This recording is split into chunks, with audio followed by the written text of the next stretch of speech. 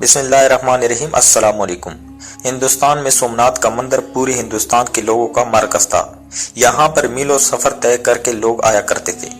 یہاں پر سونے کے بنے ہوئے بت اور مورتیاں بھی نصب کی ہوئی تھیں، اور اس مندر کی خاص بات مورتی کا ایک خاص جادو تھا، جس کی وجہ سے بڑے بڑے لوگ اس کی طرف متوجہ ہوتے تھے۔ کئی سکھ اور عیسائی بھی اپنا مذہب بدل لیا کرتے تھے، اور سومناتھ کا مندر دیکھ کر لوگ ہندو مت کو قبول کر لیتے۔ وہ خواہ اپنے مذہب پر کتنے ہی پکے ہو، منظر کو دیکھ کر سجدے میں گر پڑتے۔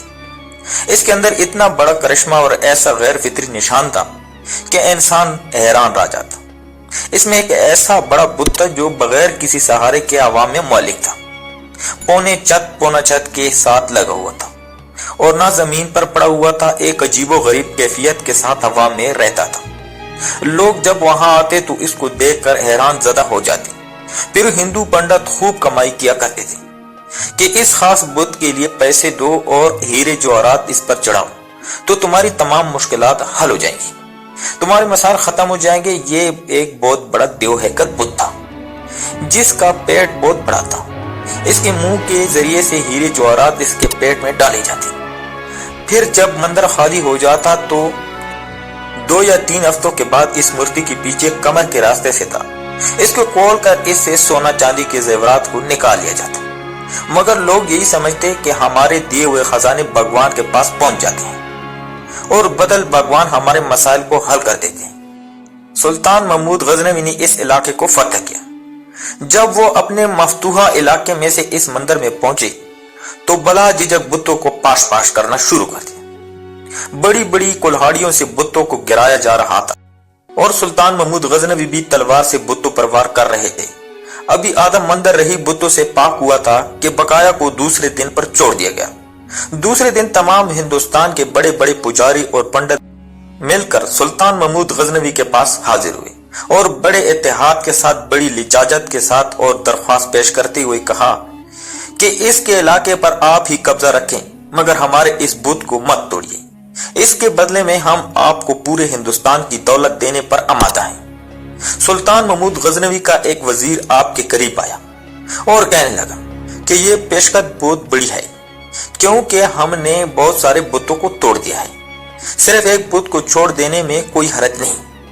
آپ اس پر ضرور غور کیجیے، کیونکہ جو مال و دولت آپ کو ملے گا اس سے ہمارے دین اسلام کی حکومت بہت آسانی سے مستحکم ہو جائے گی۔ سلطان محمود غزنوی نے ان ہندو پنڈتوں کو کوئی جواب نہ دیا۔ دوسرے دن اپنے ساتھ ماہر طبیب یعنی ماہر سائنسدان البیرونی کو لے کر مندر میں پہنچے، کیونکہ آپ اس معاملہ کو حل کرنا چاہتے تھے۔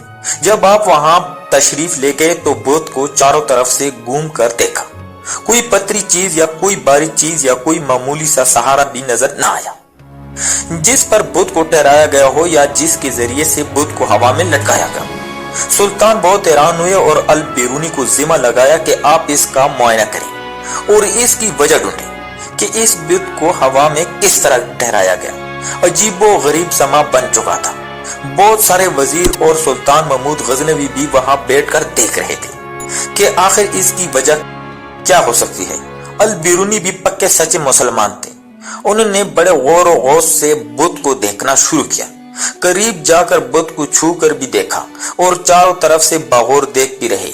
آخر کار ان کے سمجھ میں یہ راز آ گیا اور وہ بڑی فاتحانہ مسکراہٹ لے کر بادشاہ کے سامنے حاضر ہوئے اور بڑے ہی ادب سے عرض کیا، حضور، اس بت کے دائیں جانب دیوار کی اوپر والی اینٹیں اگر نکال دی جائے تو آپ کے سامنے اس کا معاملہ حل ہو جائے گا۔ سلطان جو کافی دیر سے تحقیق ہوتے ہوئے دیکھ رہا تھا، وہ گہری سوچ میں پڑ گیا اور اپنے ایک وزیر کو حکم دیا کہ جن اینٹوں کی طرف البیرونی نے اشارہ کیا ہے وہ فوراً نکال دی جائے۔ اینٹیں نکالی تو بت کا راز فاش ہو گیا، کیونکہ دائیں طرف والی دیوار سے اینٹیں نکالی گئی تو وہ دائیں جانب سے زمین کی طرف جھک گیا۔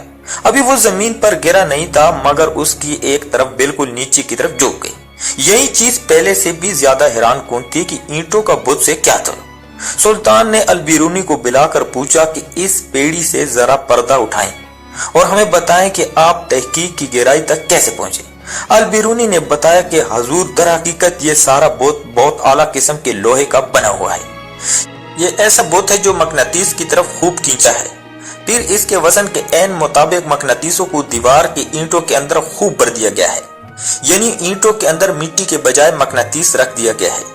یہ مقناطیس بھی اتنے اعلیٰ قسم کے ہیں کہ یہ پوری طرح اس مورتی کو اپنی طرف کھینچتے رہتے ہیں اور اتنی زور سے کھینچتے رہتے ہیں کہ یہ اپنی جگہ سے حرکت بھی نہیں کرتے، بلکہ انہوں نے بتلایا کہ اس مندر کے اندر ہوا کی آمد و رفت بھی اس طریقے سے ترتیب دی گئی ہے کہ وہ بدھ کو اوپر کی طرف اٹھائے رکھتی ہے۔